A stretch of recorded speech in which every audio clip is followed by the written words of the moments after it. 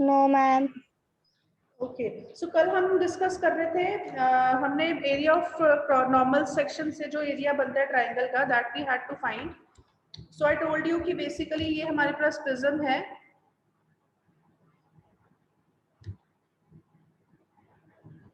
So this was the prism. So actually ये जो दो ट्राइंगल्स होते हैं ये बिल्कुल कॉन्ग्रुएंट ट्राइंगल्स होते हैं. Something of this sort, this edge will come here और ये ऊपर से जॉइन होगा. So this is prism, right? So basically ये जो एरिया है ये हमारा xy प्लेन में, triangle is always in xy plane.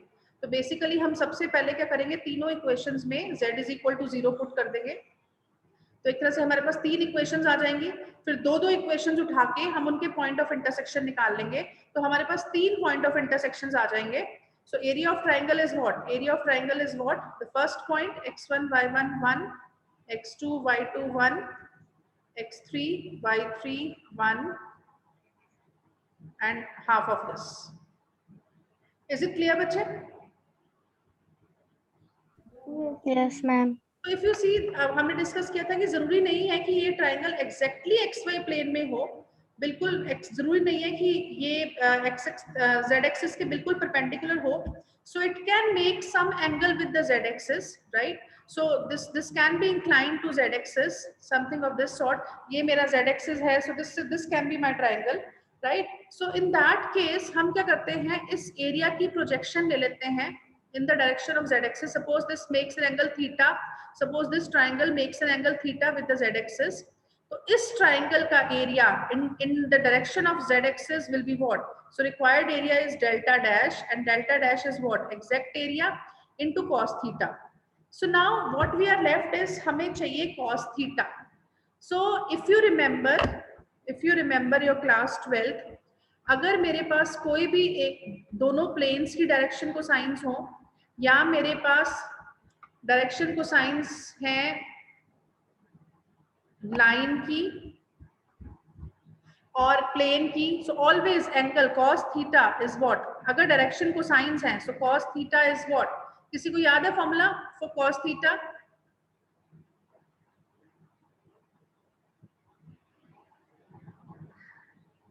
Angle between this is what? A1, A2. So let me call it in terms of L1, L2 only. So अगर मेरी, if I have L1, M1, N1, and I have L2, M2, N2.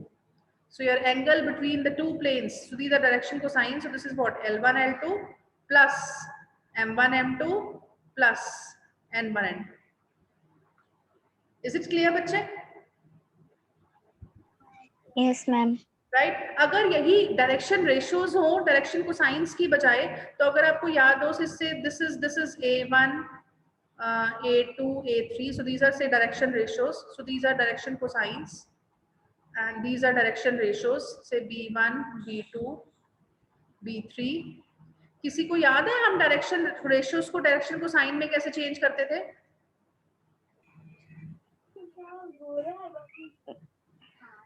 Ma'am जैसे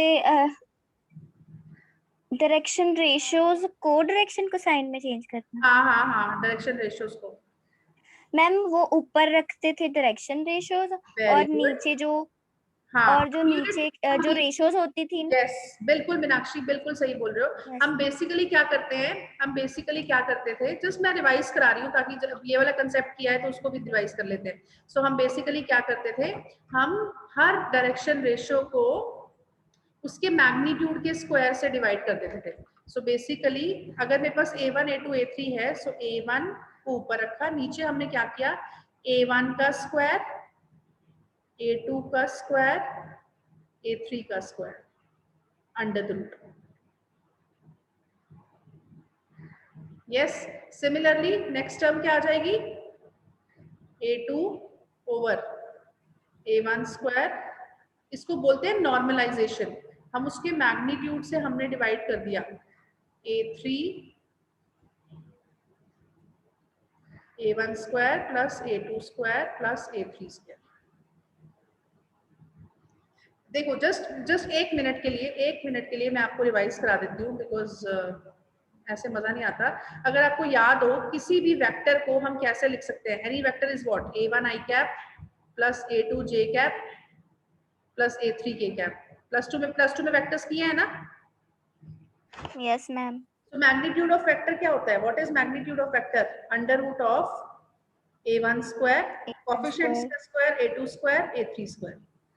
तो जब आप किसी भी vector को उसके मैग्नीट्यूड से डिवाइड कर देते हो तो बेसिकली हमें कौन सा वेक्टर मिल जाता है?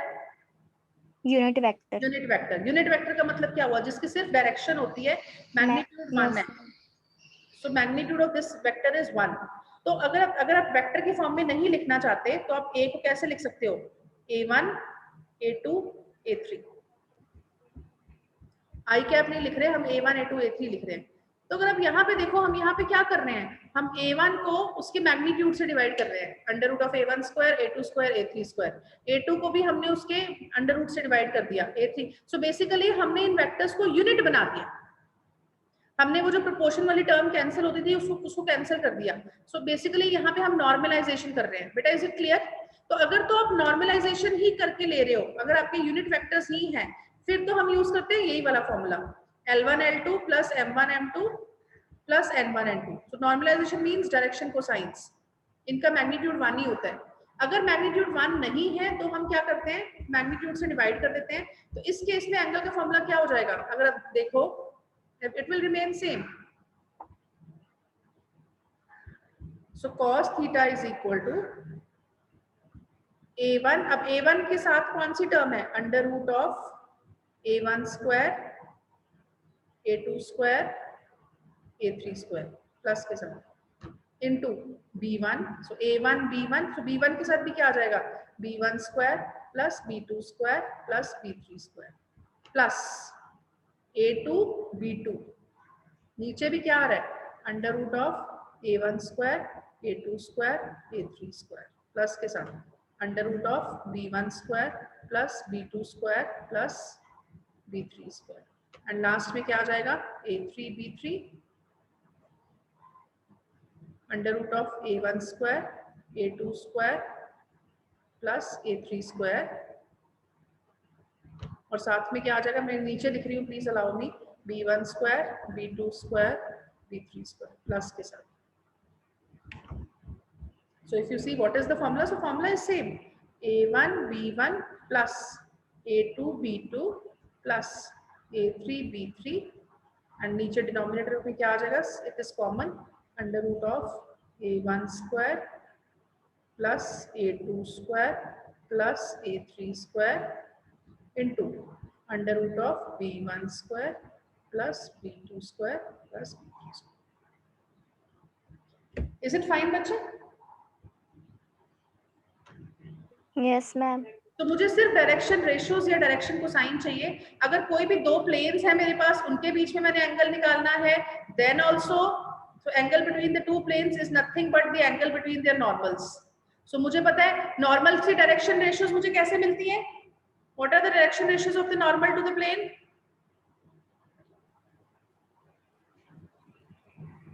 मैम प्लेन की जो होती है वही होती है नॉर्मल जो की। प्लेन की, अगर मैंने प्लेन की आपको इक्वेशन दी है 3x plus 5y plus 7z is equal to 8, तो इसमें नॉर्मल के डायरेक्शन रेशियोज क्या हो जाएंगे? नॉर्मल के डायरेक्शन रेशियोज हो जाएंगे 3, 5, 7। So these are the direction ratios. Coefficient of x, coefficient of y, coefficient of z. These are the direction ratios of the normal to the plane. अब since आप direction ratios की बात कर रहे हो तो आप ये नीचे वाला फॉर्मूला यूज करोगे, ये वाला।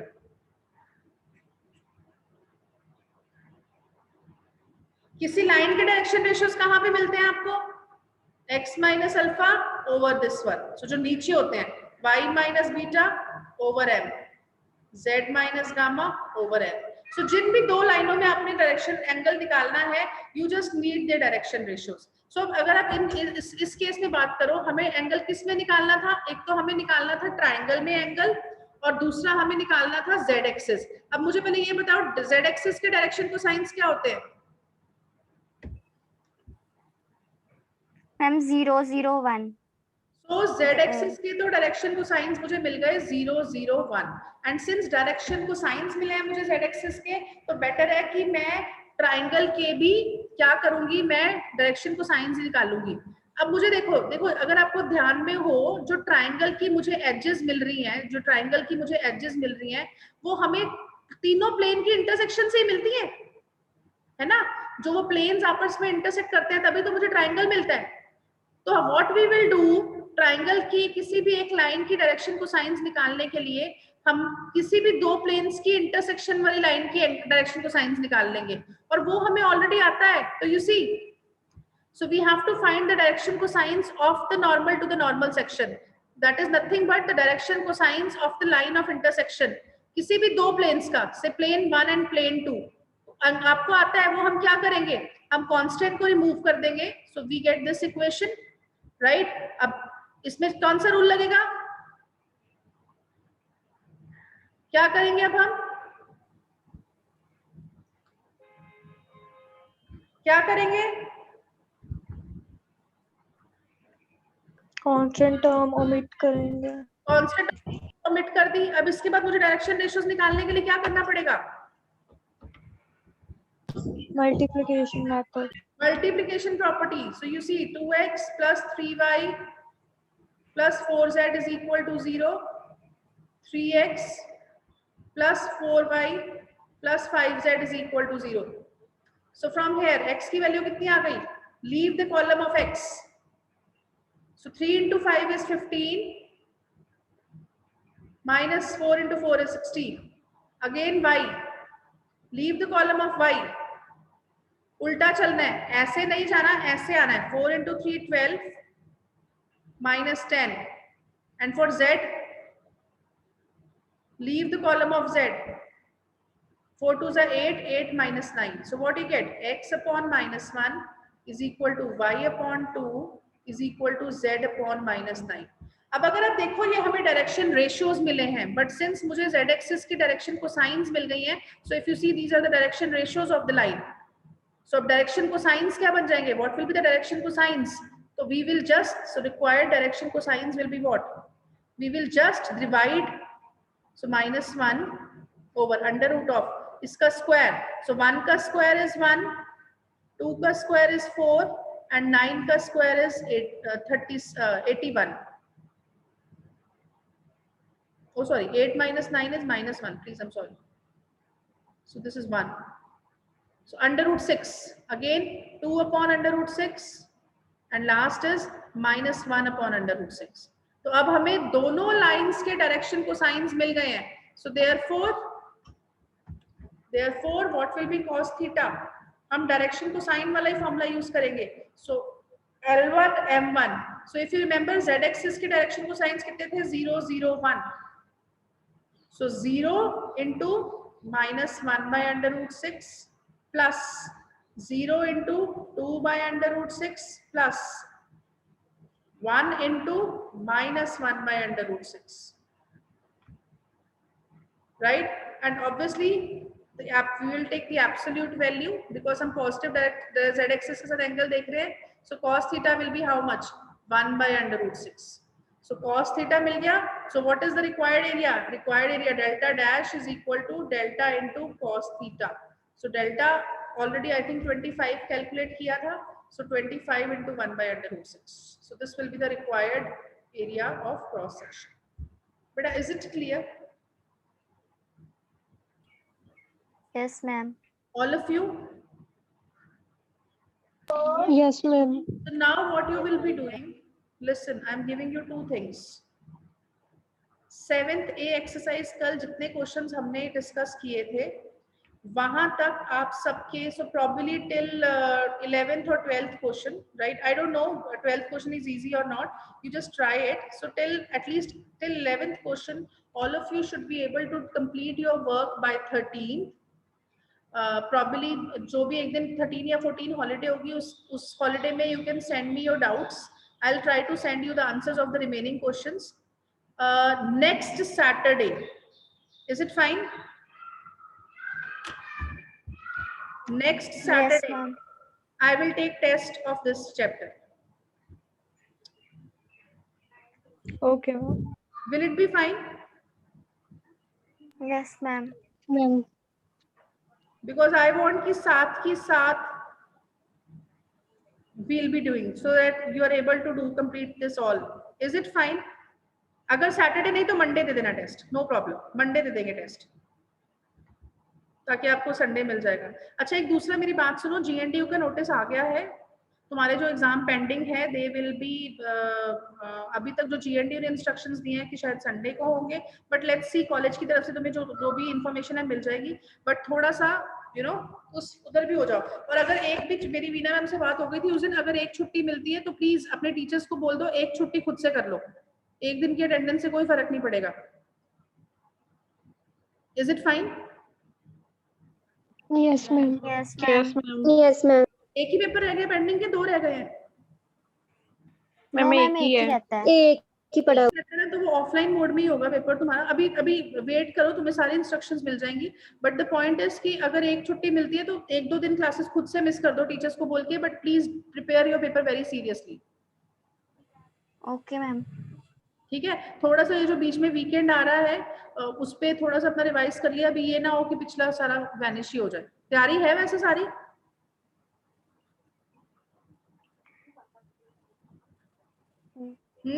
Yes ma'am. Yes ma'am. ठीक है, तो थोड़ा सा अपनी 1-2 छुट्टियां खुद से ही ले लेना, मतलब कोई प्रॉब्लम नहीं है, एटलीस्ट जो तुम्हारे सारे teachers will understand, right? Just tell them, even the CR can talk कि if possible don't mark us absent because हमारा एग्जाम है, तो and people will understand, nobody will mark you absent. The point is कि take 2-3 days off and prepare for your exam, because obviously वो marks तुम्हारी percentage को effect करेंगे फिर। ठीक है, उसको लाइटली नहीं लेना है, बिकॉज अदरवाइज फिर तुम्हारा सारा रिजल्ट उससे सारे बाकी सब्जेक्ट्स के अकॉर्डिंग चेंज हो जाएंगे।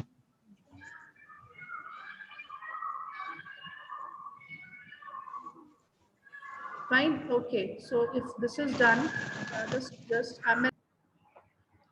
so again हमने ये चीज उसमें करी थी, 2D में करी थी, तो हमारे पास हम चेंज ऑफ एक्सिस भी कर सकते हैं, हम चेंज ऑफ ओरिजिन भी कर सकते हैं, हम रोटेशन को कर सकते हैं। So same thing will see कि 3D में क्या चेंज आएगा। So everything will remain same.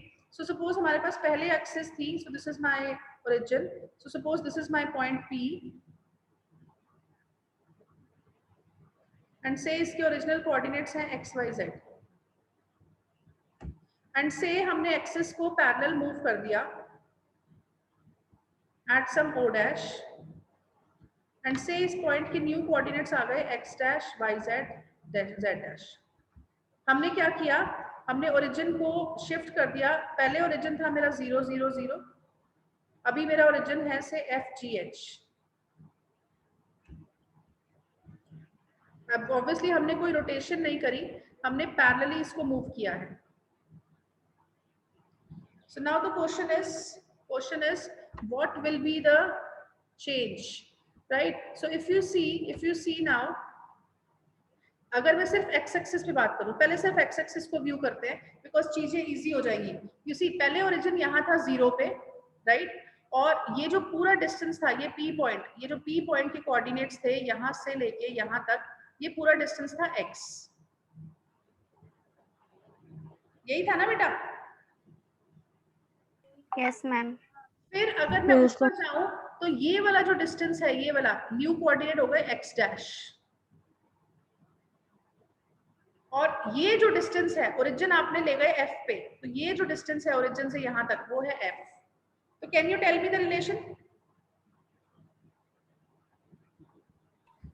So are you able to see what is X? Yes ma'am.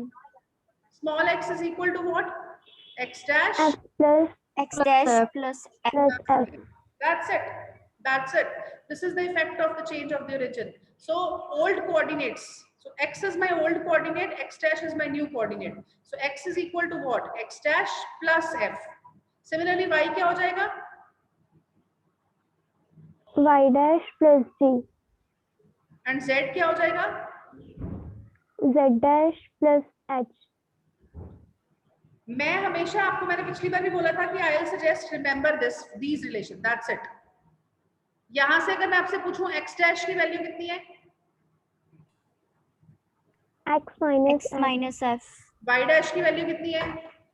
y y minus minus 3. 3. तो अगर आपको ये रिलेशन याद है तो आपको ऑब्वियसली दूसरा रिलेशन ऑटोमेटिकली याद है। इसका फायदा क्या है कि अगर मैं आपसे पूछूं कि मेरे पास एक इक्वेशन थी x² + y², ठीक है, मैंने ओरिजिन को शिफ्ट कर दिया at the point say let us say 2z, और मैंने ओरिजिन को शिफ्ट कर दिया at the point 2, 3 and -1. Tell me what will be the new equation, tell me what will be the new equation. So what you will do? So let P point, let P has coordinates x, y, z with respect to old axis and x dash, y dash, z dash with respect to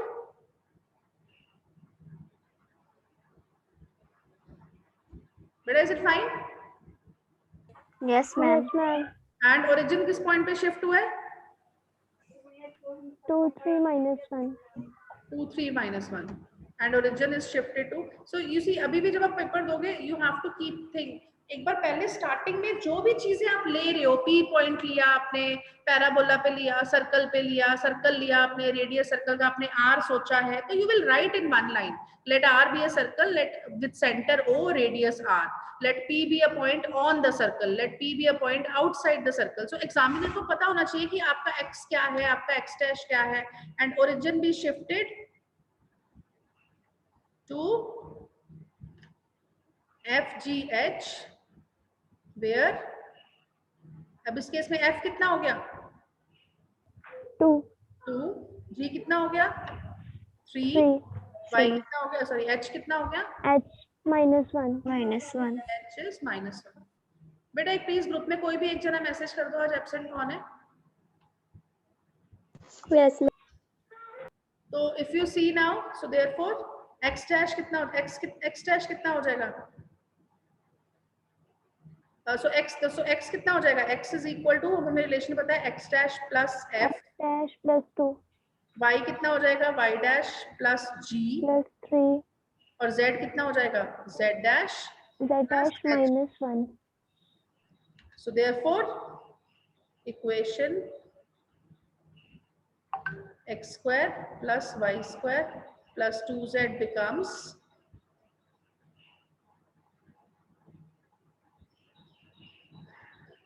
तो हम क्या करेंगे? x की जगह क्या put कर देंगे?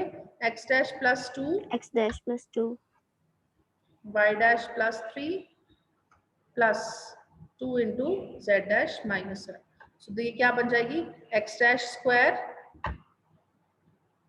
plus 4x dash, constant term सारी लास्ट में लिखूंगी, y dash square 6y dash 2z dash. So 4 plus 9 13, 13 minus 2 11. So you see हमारे पास न्यू इक्वेशन आ गई in terms of x dash, y dash, z dash. तो generally dash dash वाले terms हमें अच्छी नहीं लगती हैं, तो we can write, so without loss of generality, so this is without loss of generality. इसका मतलब होता है कि फिजिकल मीनिंग सेम रहा, सिर्फ हमने इसको यूजुअल फॉर्म में लिखा है. इसको शॉर्ट में हम लिखते हैं with WLOG. So without replace x dash by x, y dash by y. So means इनका फिजिकल मीनिंग सेम रहा, बस हम इस फॉर्म में लिख रहे हैं z dash by z.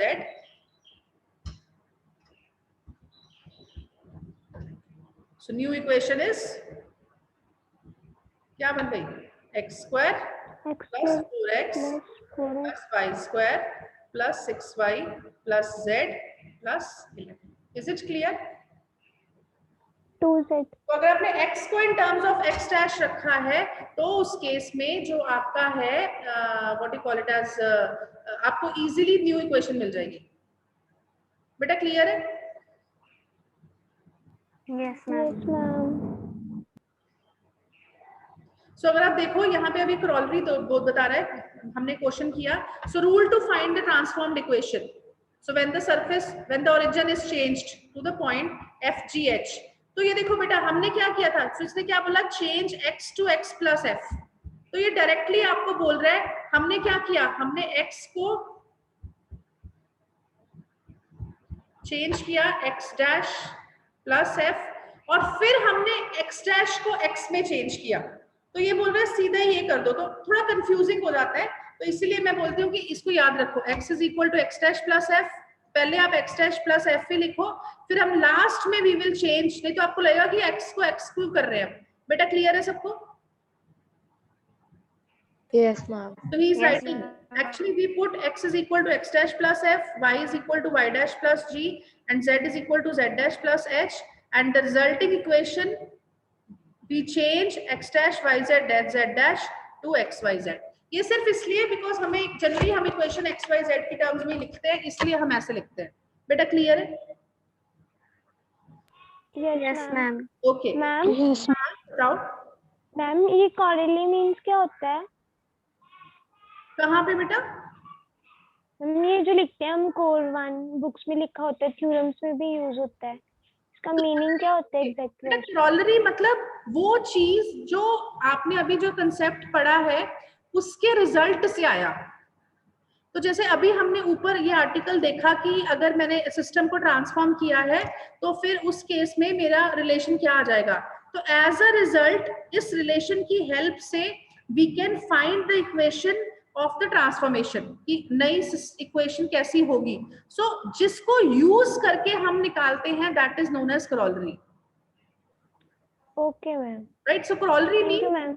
हाँ, सो कॉरोलरी मीन समथिंग जो आप ऊपर वाले रिजल्ट को यूज करके निकाल रहे हो, उसका outcome. Okay ma'am. Okay, so now the next equation is, now the next corollary is if ax square plus by square plus cz square, so if you remember ये हमारी second degree equation है, ax square by square cz square, right? अब if you अगर आप मुझे बताओ in general second degree की equation क्या थी 2D में, याद है? ax square plus by square plus 2hxy Plus 2hxy plus 2gx plus plus 2fy 2gx plus 2fy plus plus c is equal to 0. अब हम आ गए हैं 3D में, so everything will remain the same, right? अब हमारे पास एक और term जुड़ जाएगी z की, तो इन जनरल 3D में सेकेंड डिग्री इक्वेशन क्या होती है, ax square plus by square, अब साथ में z की टर्म जुड़ गई, plus cz square plus 2fyz plus 2g, so इसको हम ऐसे याद रखते हैं, ax square plus by square plus cz square plus 2fhxy 2fyz plus 2gzx plus the constant term d is equal to 0। अब अगर कई बार क्या होता है a b c f g h, तो f g h, तो f के साथ yz, g के साथ zx और h के साथ xy, is it fine?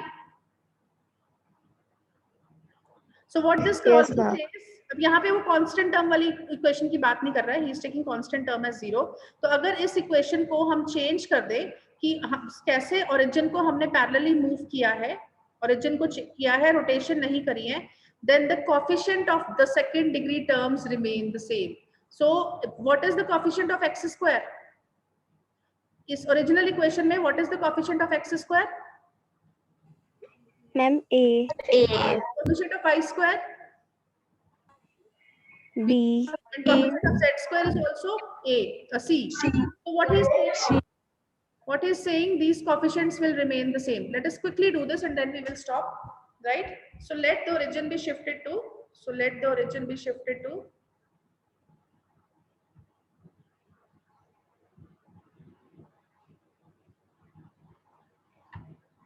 FGH.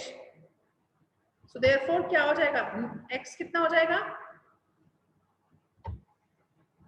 y कितना हो जाएगा और z कितना हो जाएगा? But is it fine? Yes ma'am. Right, so don't confuse, यहाँ पे वो x1 y1 z1 लेके चल रहा है, so It's one and the same thing. So therefore, what will be the new equation? So new equation will be, पुरानी equation क्या थी? A into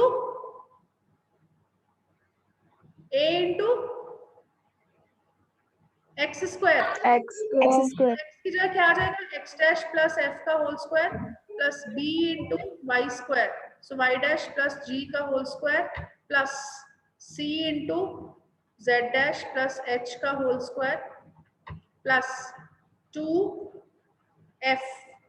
f के साथ कौन सी टर्म आएगी? y और z की. So y dash plus g into z dash plus h